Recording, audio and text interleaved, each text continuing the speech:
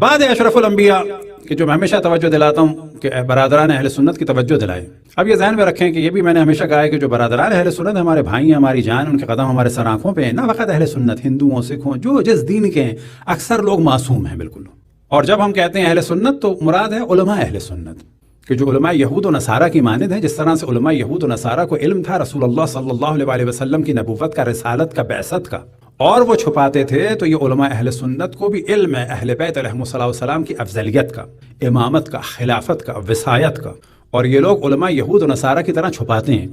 لہذا عوام اہل سنت اور علماء اہل سنت ایک نہیں ہیں.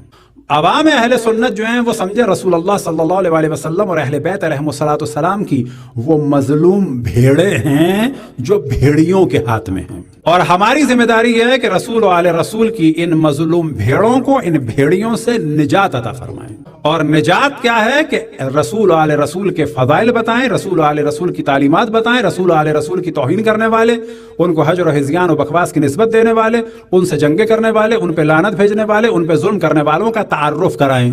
صلوات پڑھیں بر محمد و آل محمد.